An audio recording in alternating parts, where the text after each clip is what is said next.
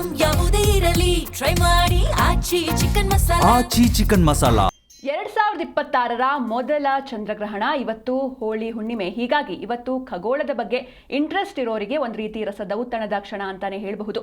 ಈ ಬಗ್ಗೆ ನಮ್ಮ ಪ್ರತಿನಿಧಿ ಭವ್ಯ ಸುನಿಲ್ ವಿಜ್ಞಾನಿ ಗುರುಪ್ರಸಾದ್ ಅವರ ಜೊತೆ ಮಾತುಕತೆ ನಡೆಸಿದ್ದಾರೆ. ನೋಡ್ಕೊಂಡು ಬನ್ನಿ. ವರ್ಷದ ಮೊದಲ ಚಂದ್ರಗ್ರಹಣ. ನಮ್ಮ ಜೊತೆ ಮಾತಾಡೋದಕ್ಕೆ ನೆಹರು ತಾರಾಲಯದ ಡೈರೆಕ್ಟರ್ ಆದಂತಹ ಗುರುಪ್ರಸಾದ್ ಸರ್ ಇದ್ದಾರೆ. ಬನ್ನಿ ಅವ್ರ ಜೊತೆ ಮಾತಾಡುವ. ಸರ್, ವರ್ಷದ ಮೊದಲ ಚಂದ್ರಗ್ರಹಣ, ಈಗಾಗಲೇ ಬಹುತೇಕ ಜನ ಒಂದೊಂದು ರೀತಿಯಾದಂತಹ ಮಾತುಗಳನ್ನು ಆಡ್ತಾರೆ. ಆಸ್ ಎ ಸೈಂಟಿಸ್ಟ್ ಆಗಿ ಏನು ಹೇಳ್ತೀರಾ, ಇದು ನಮ್ಮ ಮನುಷ್ಯನ ಮೇಲೆ ಎಷ್ಟು ಎಫೆಕ್ಟ್ ಬೀರುತ್ತೆ ಸರ್? ನಮಸ್ಕಾರ ಎಲ್ರಿಗೂ. ಮೊದಲನೇದಾಗಿ ಹೌದು, ಇದು 2026ರ ಮೊದಲ ಚಂದ್ರಗ್ರಹಣ, ಅದರಲ್ಲಿ ಏನು ಅನುಮಾನ ಇಲ್ಲ. ಮತ್ತೊಂದು ಚಂದ್ರಗ್ರಹಣ ನಡೀತಾ ಇದೆ. ಇವತ್ತು ಮಾರ್ಚ್ 3, 2026ರಂದು ಒಂದು ಸಂಪೂರ್ಣ ಚಂದ್ರಗ್ರಹಣ ನಡೀತಾ ಇದೆ. ಇದಾದಮೇಲೆ ಆಗಸ್ಟ್ 27, 28ರಂದು ಮತ್ತೊಂದು ಚಂದ್ರಗ್ರಹಣ ನಡೆಯುತ್ತೆ. ಅದು ಭಾಗಶಃ ಚಂದ್ರಗ್ರಹಣ ಅಥವಾ ಪಾರ್ಶ್ವ ಚಂದ್ರಗ್ರಹಣ. ಇದಲ್ಲದೆ ಫೆಬ್ರವರಿ 17ನೇ ತಾರೀಕು ಈಗಾಗಲೇ ಆಗೋಯಿತು, ಒಂದು ಕಂಕಣ ಸೂರ್ಯಗ್ರಹಣ ನಡೀತು. ಆಗಸ್ಟ್ 12ರಂದು ಮತ್ತೊಂದು ಸೂರ್ಯಗ್ರಹಣ ನಡೀತಾ ಇದೆ, ಸಂಪೂರ್ಣ ಸೂರ್ಯಗ್ರಹಣ. ನೋಡಿ, ಈ ವರ್ಷ 2026ರಲ್ಲಿ 4 ಗ್ರಹಣಗಳು ಸಂಭವಿಸ್ತಾ ಇದೆ. 2 ಸೂರ್ಯಗ್ರಹಣಗಳು, 2 ಚಂದ್ರಗ್ರಹಣಗಳು. ಸೂರ್ಯಗ್ರಹಣ ನಾನು ಹೇಳ್ದಂಗೆ ಫೆಬ್ರವರಿ 17 ಮತ್ತು ಆಗಸ್ಟ್ 12.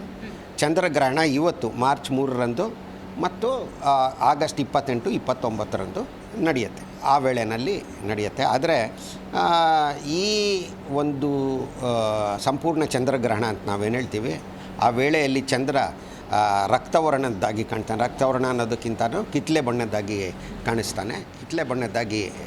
ಕಾಣಿಸ್ತಾನೆ. ಆದರೆ ಈ ಕಿತ್ತಲೆ ಬಣ್ಣದ ಚಂದ್ರನನ್ನು ನಾವು ಬೆಂಗಳೂರಿನಿಂದ ನೋಡೋದಕ್ಕೆ ಸಾಧ್ಯ ಇಲ್ಲ. ಯಾಕಂದರೆ ಭಾರತದ ಬಹುತೇಕ ಭಾಗಗಳಿಗೆ ಈ ಚಂದ್ರಗ್ರಹಣ ಪಾರ್ಶ್ವ ಚಂದ್ರಗ್ರಹಣವಾಗಿ, ಅದರಲ್ಲೂ ಆ ಪಾರ್ಶ್ವ ಚಂದ್ರಗ್ರಹಣ ಬಹುಮಟ್ಟಿಗೆ ಮುಗ್ದೇ ಹೋಗಿರುತ್ತೆ ಎನ್ನುವಾಗ ಕಾಣುತ್ತೆ.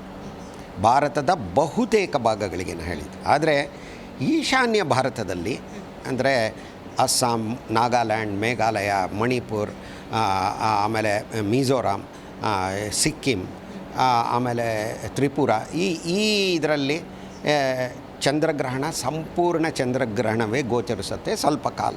ಆ ವೇಳೆಯಲ್ಲಿ ರಕ್ತವರ್ಣದ ಚಂದ್ರನನ್ನು ಅಥವಾ ಕಿತ್ತಲೆ ಬಣ್ಣದ ಚಂದ್ರನನ್ನು ಅವರು ನೋಡಿ ಆನಂದಿಸ್ಬೋದು. ನಾರ್ತ್ ಈಸ್ಟ್ ಇಂಡಿಯಾದಲ್ಲಿರೋರು, ಅಂದರೆ ಈಶಾನ್ಯ ಇಂಡಿಯಾ, ಇಟಾನಗರ್ ಆಗಲಿ, ದಿಸ್ಪುರ್ ಆಗಲಿ, ಅಥವಾ ಇದು ಶಿಲಾಂಗ್ ಆಗಲಿ, ಕೊಹಿಮಾ, ಇಂಥ ಪ್ಲೇಸ್ಗಳಲ್ಲಿ, ಇಂತಹ ಸ್ಥಳಗಳಲ್ಲಿ ನಡೆಯುತ್ತೆ. ಇದರಲ್ಲಿ ಅಂದರೆ ಸಂಪೂರ್ಣ ಚಂದ್ರಗ್ರಹಣಗಳು. ಆದರೆ ಅಲ್ಲಿಂದ ಚಂದ್ರ ಮುಂದೆ ಬಂದ ಹಾಗೆ ನಮಗೆ ಭಾರತದ ಬಹುತೇಕ ಭಾಗಕ್ಕೆ ಇದು ಪಾರ್ಶ್ವ ಚಂದ್ರಗ್ರಹಣವಾಗಿ ಗೋಚರಿಸುತ್ತೆ. ಯಾಕಂದರೆ ಈ ಪ್ರದೇಶದ ಮೇಲೆ ಚಂದ್ರ ಉದಯಿಸಿದಾಗ ಈ ಪ್ರದೇಶಗಳ ಮೇಲೆ ಚಂದ್ರಗ್ರಹಣ, ಸಂಪೂರ್ಣ ಚಂದ್ರಗ್ರಹಣ ಮುಗಿದೋಗಿರುತ್ತೆ, ಪಾರ್ಶ್ವ ಚಂದ್ರಗ್ರಹಣ ನಡೀತಾ ಇರುತ್ತೆ. ಬೆಂಗಳೂರಿನಲ್ಲಂತೂ ನೋಡಿ, ಇವತ್ತು ಸಂಜೆ 6:28 ಸುಮಾರಿಗೆ ಚಂದ್ರ ಉದಯಿಸ್ತಾನೆ. ಆದರೆ ಗ್ರಹಣ 6:47ಕ್ಕೆ ಮುಗಿದೋಗ್ಬಿಡುತ್ತೆ. ಗ್ರಹಣ ಮುಗಿಯತ್ತೆ ಅಂದರೆ ನಮಗೆ ಗೋಚರಿಸುವ ಗ್ರಹಣ ಬಹುಮಟ್ಟಿಗೆ 6:47ಕ್ಕೆ ಮುಗಿದೋಗುತ್ತೆ ಅಂತ ಹೇಳ್ಬೋದು.